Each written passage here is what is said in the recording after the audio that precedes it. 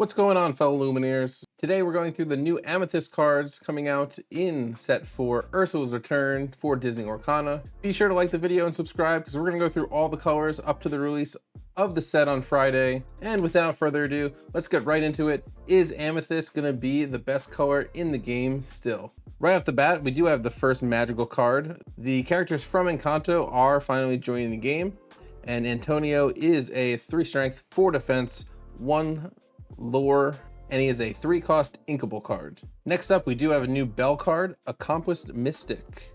She is a 5-cost inkable, 4/4, 2 lore. You can shift 3 to play this card, and she has the ability Enchanted Healing. When you play this character, move up to 3 damage counters from chosen character to chosen opposing character. Now, the move action was introduced in the last set into the Inklands. Not many cards had it, and we didn't really see it used in competitive play. We'll see if it's a little bit different in this format. There are a bit more ways to get damage lingering on the board. Maybe you could pair this with the Mother Gothel from Ruby.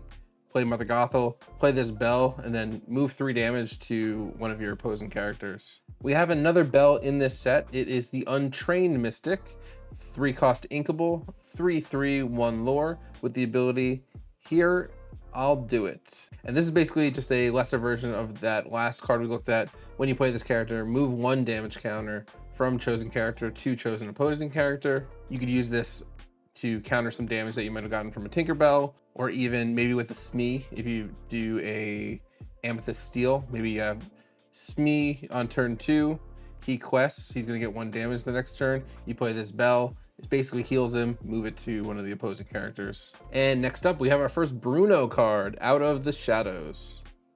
5-cost uninkable, 4 strength, 5 willpower, 1 lore, with the ability It Was Your Vision. When you play this character, chosen character gains, when this character is banished in a challenge, you may return this card to your hand this turn. This will pair very well with your Merlin Rabbit, Merlin Goat, give you a little bit extra use out of those cards that you might not have gotten before. And I could see how this kind of would snowball if maybe you had a Madam Mim that you can keep picking this back up into your hand. You can just keep playing those cards over and over again when they get discarded. Pretty cool. I really like the artwork of this card. We love Bruno here. And another Bruno card, Undetected Uncle, 4-cost inkable, 3/3, 1 lore. He does have evasive, and he has the ability, you just have to see it. Exert to name a card and reveal the top card of your deck. If it's the name card, put that card in your hand and gain 3 lore. Otherwise, put it on the top of your deck. So this is very similar to, I believe it was the Sorcerer's Hat, where you name it, and if you get it right, you get to draw it. But this one is, if you name it, you get to draw it, and you get 3 lore. Very, very niche ability. But you can pair this with one of the cards that lets you put something on top of your deck, or even, let's say the Almada Madrigal that's coming in this set, where you can put a magical character at the top of your deck. Maybe you can use this Bruno to then draw it and gain 3 lore in the process. I don't think this card is in the starter decks because it is a super rare, but this would be a pretty easy card to swap in to make it a lot better. I can see a lot of use out of this one, especially if you're doing a starter deck theme or magical theme. Next up, we have Camillo Madrigal. He is the Prankster.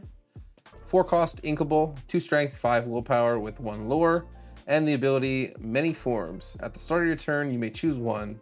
This character gets +1 lore this turn, or this character gains Challenger +2 this turn. I like the ability to pick and choose what you want to use based on the situation. If your opponent is just ramping, you can just get the extra lore, or if you need 1 more lore to win, etc.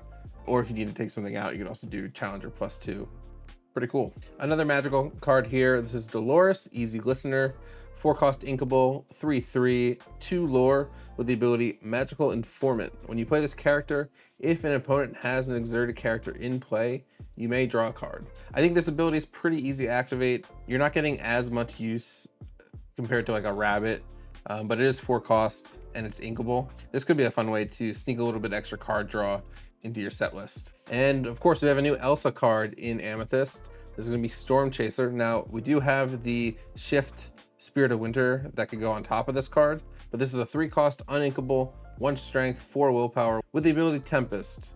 Exert this card, and then chosen character gets Challenger +2 and Rush this turn. This could be cool to maybe get your rabbit onto the field and off, or maybe a goat onto the field and off into something. And then also having the ability to play the bigger Elsa on top of this for a lot cheaper makes it really, really nice. Unfortunately, there is no enchanted version of this card, so no Uber Chase this time around for Elsa. And up next we have a combo card. It is Flotsam and Jetsam. Entangling Eels. 6 cost, inkable, 5 strength, 5 willpower, and quest for 2 lore with the special shift ability. Discard 2 cards. You may discard 2 cards to play this on top of one of your characters named Flotsam or Jetsam. And when you play this, it counts as being both Flotsam and Jetsam. Very cool card. There are a lot of these cards already in the game, and being able to play this on top of something, or just using this as your big 6 ink dude. If you already have a full board of Flotsam and Jetsam, I can see some really good utility out of this. Speaking of Flotsam, we've got another Flotsam card. It is Ursula's Baby. 3 cost, uninkable, 4 strength, 2 willpower, quest for 1 lore, with the ability Quick Escape. When this card is banished in a challenge, return it to your hand. And also has the ability Ominous Pair. Your character's name Jetsam game. When this character is banished in a challenge, return this card to your hand. So this will pair really nicely with the one that we just looked at. You'll be able to keep getting it back. You don't necessarily need to quest this or use this to attack. It can kind of just sit there, and then you keep getting that more powerful Jetsam Flotsam back. All right, and next up we have Isabella. Your boyfriend's here. Isabella, Golden Child. 5 cost, inkable, 3 strength, 4 willpower, quest for 1 with evasive. 2 abilities on this card. We've got Ladies First. During your turn, if no other character has quested this turn, this character gains +3 lore. And then also Leave It to Me. Whenever this character quests, your other characters can't quest for the rest of the turn. This is a pretty interesting card, very strong if it is the only card on the field for you. Maybe it's the only thing left over or the only thing that you're questing with. Really interesting abilities here and a very nice artwork. And next up we have Louisa Magical, Magically Strong One. 4 cost, uninkable, 4 strength, 3 willpower, quest for 1 with Rush. This card's basically your rabbit, but without the needs another card out on the field to play it. I think it's a little bit worse because you really don't get to utilize the bound package that Amethyst is really good at. And it just seems like a little bit worse version of the fox. Next up, we have a new Magic Broom card, Luminary Keeper. We finally have a 1 cost Magic Broom. It is inkable, 1 strength, 2 willpower, 1 lore with Nice and Tidy. Whenever you play another character, you may banish this character to draw a card. I actually like this card a lot. It fills a very similar role to like Chernobog's Followers, but with a little bit different condition here. And I think the biggest difference is you don't have to quest with this. You can have it attack something. Maybe it has 1 health left over, and then you can play a card, banish it, and you still get that card draw. And then it also gets the Broom synergy. So maybe this could make it into some Broom decks. We'll see how that plays out. And then our next card is going to be another Magic Broom. This is the Life-Filled Sweeper. 3 cost, inkable, 2 strength, 4 willpower, quest for 1. Nothing really special about this card other than it is a Magic Broom and it's on the cheaper side. We'll see if Broom decks really pop off. That's where this would kind of fit into your deck. And then next up, another magic cleaning tool, but not a Magic Broom. It is Magical Maid, the Feather Duster. 2 cost, inkable, 2/2, quest for 2. Very good all-around card. Going to play on a little bit more of the aggro side while also being inkable, which is very nice. And from Frozen, we have Marshmallow, the Terrifying Snowman. 3 cost, uninkable, 0 strength, 3 willpower, and quest for 1 lore with the ability Behemoth. This character gains +1 strength for each card in your hand. This could be really good, just like that Jafar that we have where it gets more strength based on the cards in your hand. If you're drawing a lot of cards, this is going to be really good. If you're not, this could kind of just sit on the field. It feels a little bit bad to sit in your hand because it's uninkable, but we'll see how it plays out. And next up for our characters, we have Mrs. Potts Enchanted Teapot. It is a 4 cost, inkable, 3 strength, 4 willpower, quest for 2 lore with the ability It'll Turn Out All Right. When you play this character, if you have a character named Lumiere or Cogsworth in play, you may draw a card. Now Ruby is getting this 2 cost Lumiere, which you can combo it with. And then for Cogsworth, Sapphire has 2 Cogsworth. We have this one that's 2 costs, and you've got your shift target that should be on your field if you're playing a Cogsworth resist deck. And then as well as Amber also has a Cogsworth. So you have a couple different options to proc this ability, but it's still gonna be very hard to play. Amethyst doesn't have any of these characters in their own set, which makes it a lot more difficult to kind of play around. And up next from Encanto, we've got Peppa Magical, the Weathermaker. 5 cost uninkable, 1 strength, 5 willpower, quest for 1 lore. With the ability, it looks like rain. When you play this character, you may exert chosen opposing character. That character can't ready at the start of their next turn unless they're at a location. This is a very interesting card, and it'll really depend on the opponent that you're playing. If they don't have any locations, or if they have maybe more expensive locations for later in the game, this could be really good. But if they're running a straight location deck, this card's gonna feel very heavy in your hand. Now, with that being said, they can't move somebody to a location after you exert them and then just get them for that turn. So you can surprise people with this, but if they're playing a location deck and maybe they're doing like a Pride Lands, but they already have people there, they already have a Simba there, you're not really gonna be able to use this card, and it's gonna feel really bad because it is more expensive and uninkable. Next up, we have Peter Pan Shadowfinder. 3 cost, uninkable, 2 strength, 3 willpower, quest for 1 lore. This character has rush and evasive with the ability fly, of course. Your other characters with evasive gain rush. This card is basically the opposite of Peter Pan's Shadow, where it's giving rush characters evasive. This one that we're getting the set with Peter Pan is give your evasive characters rush. I like what they did here. It would be cool to have them both in the same set and come out at the same time, but regardless, it's still really cool. You can play both of these in your deck and mix and match what you want to do with your rush and evasive characters. Next up from Encanto, we've got Pico, the helpful toucan. 2 cost, inkable, 3 strength, 2 willpower, quest for 1 lore. Very basic stat line.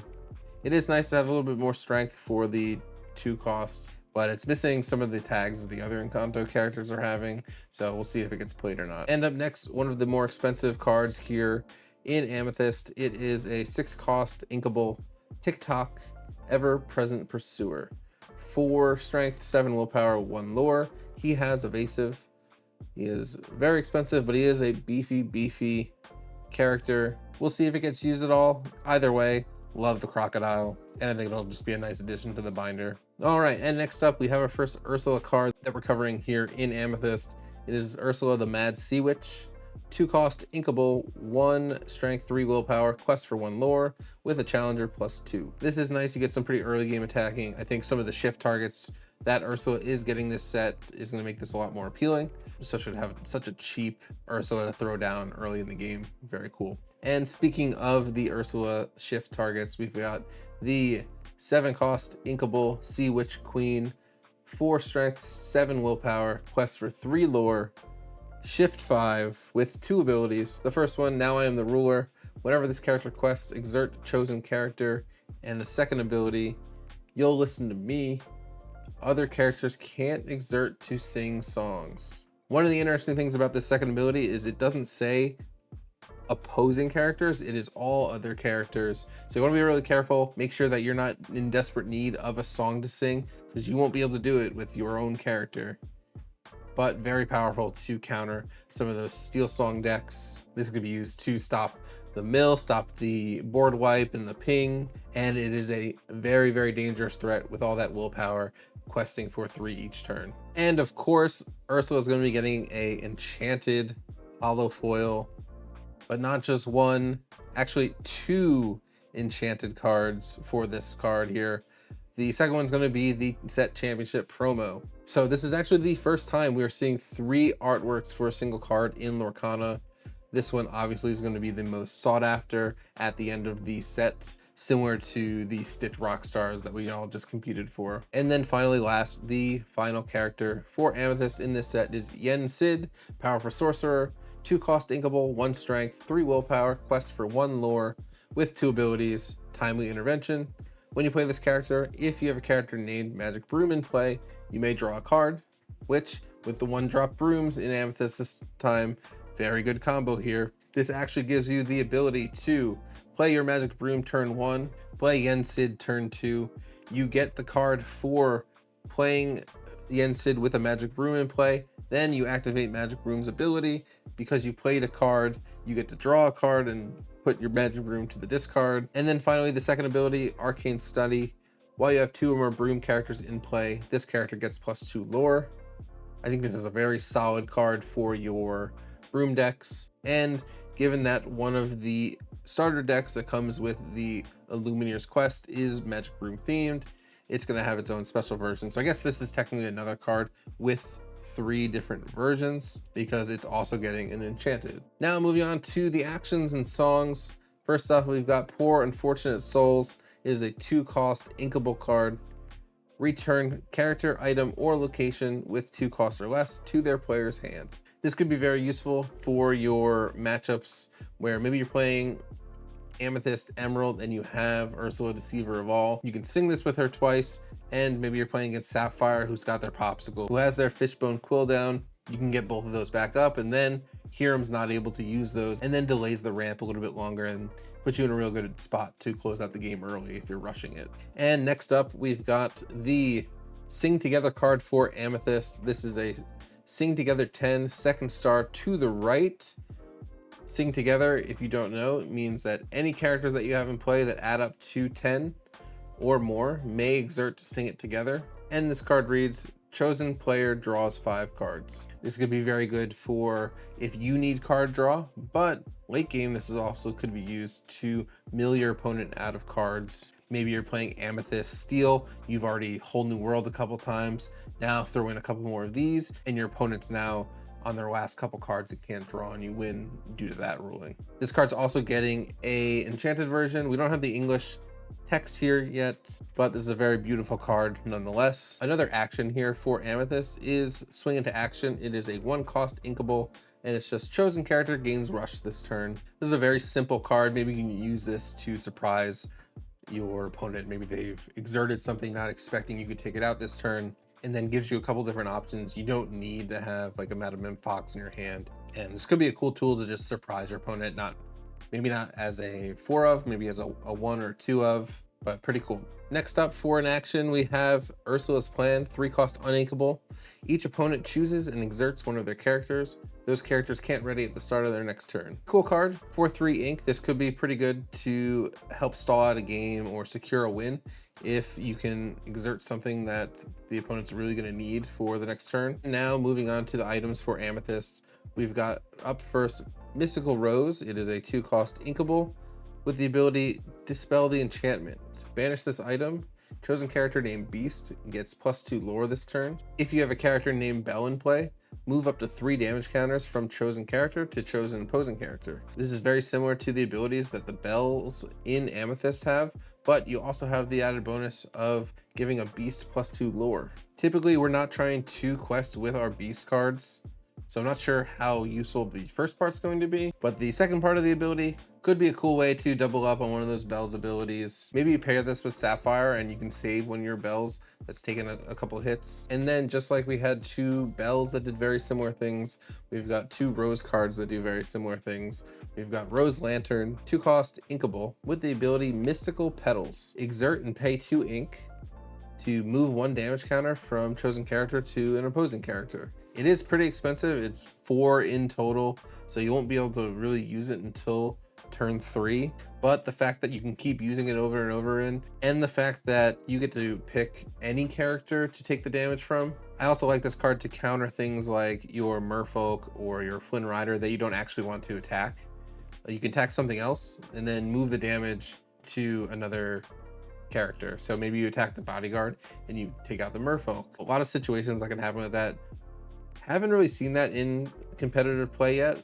Maybe this will change it now that we have a lot more move actions in the game, but overall pretty solid, very expensive for what it does, just moving 1 damage, but could see play, we'll see. And the last item for Amethyst is going to be Triton's Trident. It is a 2-cost inkable. Symbol of Power is the ability. Banish this item. Chosen character gets +1 attack this turn for each card in your hand. This is a very situational card.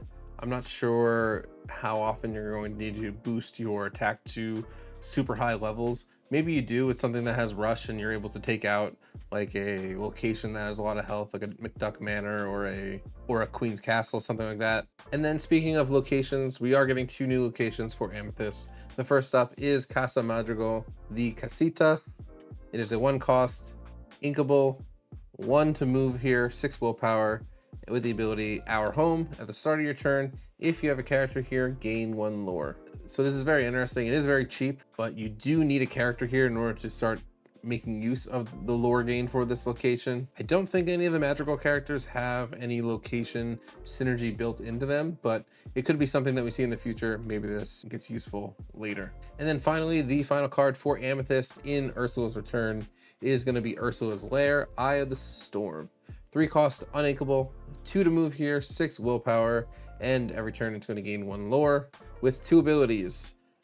First one up is Slippery Halls. Whenever a character is banished in a challenge while here, you may return them to your hand. And then Seat of Power.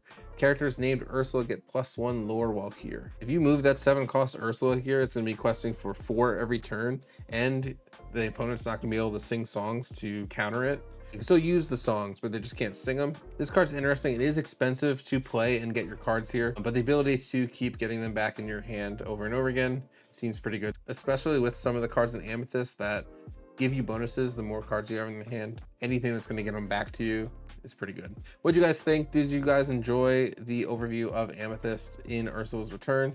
Next up, we do have the preview of Emerald coming tomorrow, and then on Friday, the set drops at the local card game shops. We're going to be trying to go to Disney Springs to get the 2 mats. I'll probably try and get a trove as well as the co-op game. The number 1 thing that I want from this set though is the co-op game, and then we do have a booster box pre-open that will open on the channel. Again, if you made it this far in the video, thank you so much for watching. Be sure to give the video a like, subscribe, and I'll see you guys tomorrow for Emerald. See ya.